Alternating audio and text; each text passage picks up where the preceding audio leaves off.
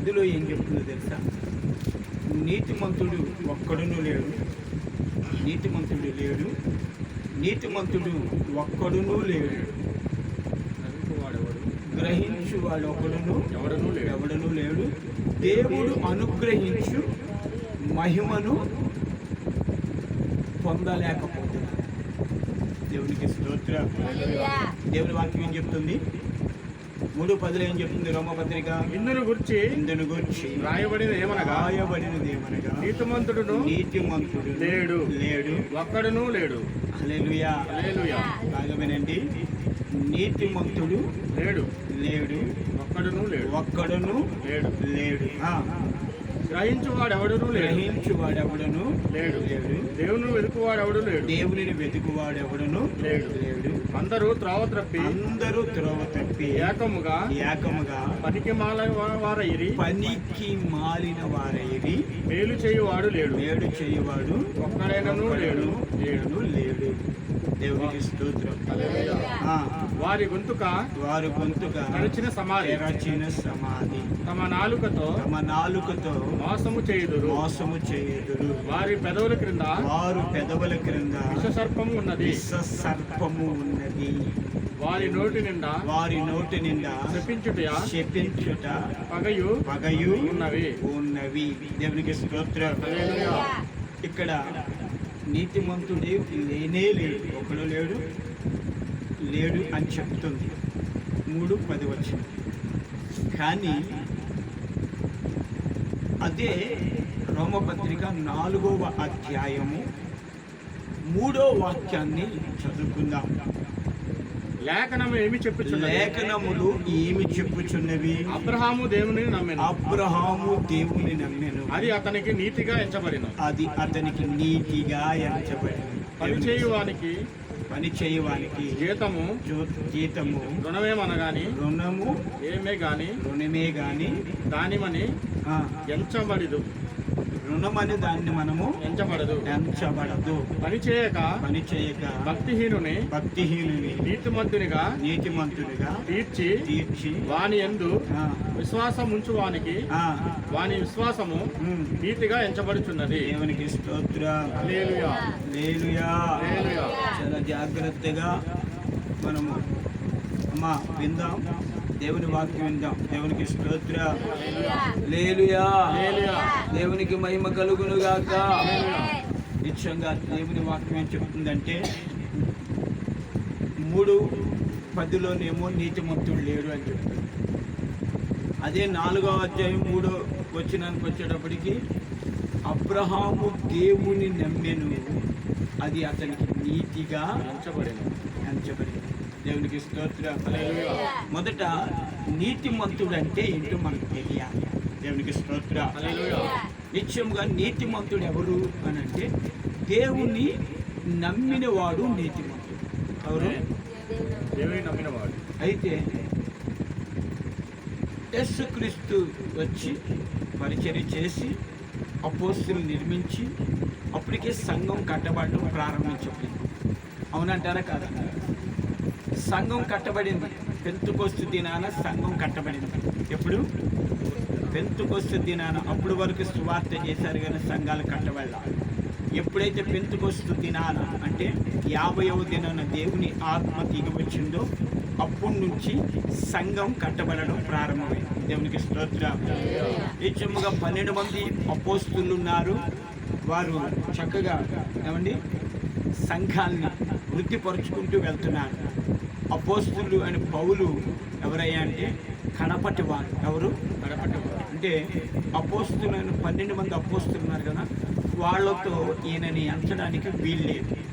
దేవునికి స్తోత్రం. హల్లెలూయా. నిత్యముగా ఇప్పుడు ఆయన వచ్చి ఏమని రాస్తున్నాడంటే నీతిమంతుడు లేడంట. ఎవరు లేరంట? ఒకడు లేడు. నీతిమంతుడు ఒకడును లేడంట. దేవునికి స్తోత్రం. అదే మళ్ళీ 4వ అధ్యాయం 3వ వచ్చేటప్పటికి నీతిమంతుడు ఉన్నాడు. అతని పేరు మెన్షన్ చేసి రాయబడి ఉంది. అతని పేరు ఏంటంటే అబ్రహాము. ఎవరంట? అబ్రహాము ఏమండి దేవుణ్ణి నమ్మెను, అది అతనికి నీతిగా ఎంచబడెను. దేవునికి స్తోత్ర. అంటే ఇక్కడ బాగా మనము నేర్చుకోవలసిన ఒక విలువైన అమూల్యమైన సత్యం ఏంటంటే అబ్రహాము వలె, బాగా వినండి, అబ్రహాము వలె నమ్మేవారు కావాలి దేవునికి. దేవునికి స్తోత్రం. అబ్రహాము ఒక మాట అడుగుతాను, దేవుణ్ణి ఎప్పుడు నమ్మెను? అబ్రహాము దేవుణ్ణి ఎప్పుడు నమ్మెను? హల్లెలూయా. అంటే అబ్రహాము జీవితం 175 సంవత్సరాలు. ఎంత?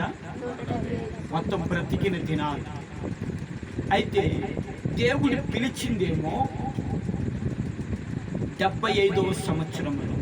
ఎప్పుడు? 75వ సంవత్సరంలో దేవుడు అబ్రహాముని పిలిచింది. అయితే పిలిచిన దేవుడు అబ్రహాము కుమారుని ఇస్తానని 85వ సంవత్సరంలో, ఇంచుమించు 85వ సంవత్సరంలో వాగ్దానం చేశాడు. అంటే పిలిచిన 10 సంవత్సరాలకి వాగ్దానం చేశాడు. బాగా వినండి, వాగ్దానం అయితే చేశాడు 15వ అధ్యాయంలో.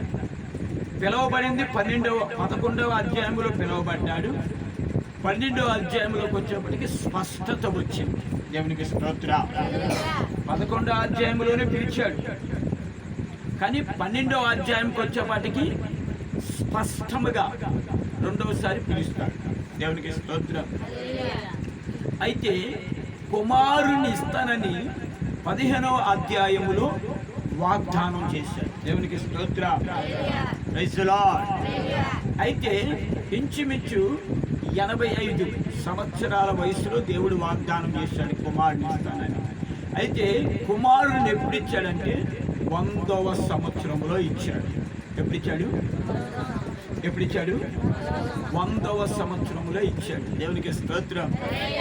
అయితే బాగా వినండి, అబ్రహాము దేవుణ్ణి ఎప్పుడు నమ్మాను అని అంటే నిజంగా ఏమండి, శారాకేమో 89 సంవత్సరాలు, అబ్రహాముకేమో 99 సంవత్సరాలు. దేవునికి స్తోత్రం. దేవుడు అప్పుడు అబ్రహాము దేవుణ్ణి అప్పుడు నమ్మాడంట. దేవునికి స్తోత్రం. ఎప్పుడు నమ్మాడు? 99 సంవత్సరాలకేమో అబ్రహాముకి, శారాకేమో 89 సంవత్సరాలు. దేవునికి స్తోత్రం. పిల్లలు పుడతారా? సాధ్యమా? కానీ మనుష్యునికి అసాధ్యం. సైన్స్ అంటే డాక్టర్లకి అసాధ్యం, కానీ నా ప్రభువుకి సాధ్యం. ఆ మాట స్పష్టంగా బైబిల్లోనే రాయబడి ఉంది. అదే రోమపత్రిక 4వ అధ్యాయము 18వ వచనం నుంచి చదువుకుందాం. ఈ సంతానము ఇలాగ ఉండునని చెప్పిన దానిని బట్టి తాను అనేక జనములకు తండ్రి అగునట్లు నిరీక్షణకు ఆధారం లేనప్పుడు అతడు నిరీక్షణ కలిగి నమ్మెను. మరియు అతడు విశ్వాసమందు బలహీనుడు కాక రమారమి 100 వయసు గలవాడై ఉండి అప్పటికి మన శరీరము మృతతుల్యమైనట్లు గర్భము మృతతుల్యమైనట్లు ఆలోచించను గాని అవిశ్వాసము వలన దేవుని వాగ్దానమును గురించి సందేహింపక దేవునిని మహిమపరిచి ఆయన వాగ్దానము చేసిన దానిని నెరవేర్చుటకు సమర్థుడని రూఢిగా విశ్వసించి విశ్వాసము వలన బలమునందెను. అందుచేత అది అతనికి నీతిగా ఎంచబడెను. దేవునికి స్తోత్రం. అర్థమైందా? ఎప్పుడు నమ్మాడు? 100. శారా గర్భసంచి ఏమైపోయింది? మృతతుల్యం అంటే చచ్చిపోయింది, అంటే దానికి జీవం లేదు. హల్లెలూయా. ఏమి లేదు? జీవం లేదు.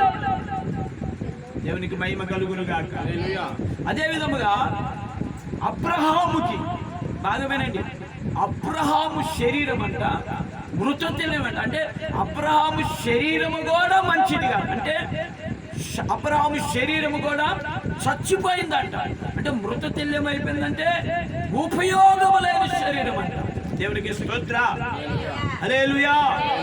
అప్పుడంట అబ్రహాము దేవుని వాగ్దానమును నమ్మెను. ఏమని రాయబడింది?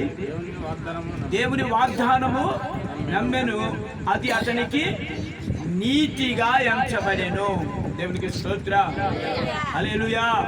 అంటే నీతిమంతుడు అనగానే ఎవరయ్య అంటే దేవునిని నమ్మినవాడు నీతిమంతుడు. దేవునికి స్తోత్ర. ఎవరిని నమ్మినవాడు నీతిమంతుడు? అంటే ఎలా నమ్మినవాడు? మనకలా కాదు, ఎలా కాదు, మనకలా కాదు. దేవునికి స్తోత్రం, ప్రైజ్ ది లార్డ్, హల్లెలూయా. దేవుడు వాగ్దానం చేసింది కొన్ని రోజులు లేట్ అయిపోతే ఏం చేస్తాం మనం?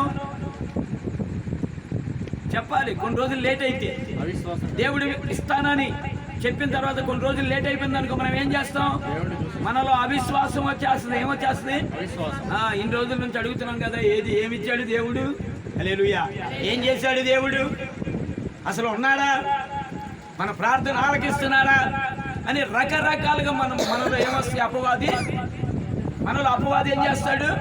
రకరకాలైన అపోహలు పెడతాడు. దేవునికి స్తోత్ర. బాగా జాగ్రత్తగా వినండి దేవుని వాక్యం. దేవునికి మహిమ కలుగునుగా. నీతిమంతుడు విశ్వాసము వలన జీవించును. ఏంటంట? విశ్వాసము వలన జీవించును. మొట్టమొదట మనం ఏం నేర్చుకుంటామంటే నీతిమంతుడు. నీతిమంతుడు అంటే ఎవరు? నిత్యముగా ఏమండి ఒక 100 దుప్పట్లు క్రిస్మస్కి, జనవరికి ఒక 100 దుప్పట్లు పంచిన నీతిమంతుడా? హల్లెలూయా. ఒక ఎకరా ఏమండి హాస్పిటల్కి ఇచ్చిన నీతిమంతుడా? దేవునికి స్తోత్రం, ప్రైజ్ ది లార్డ్.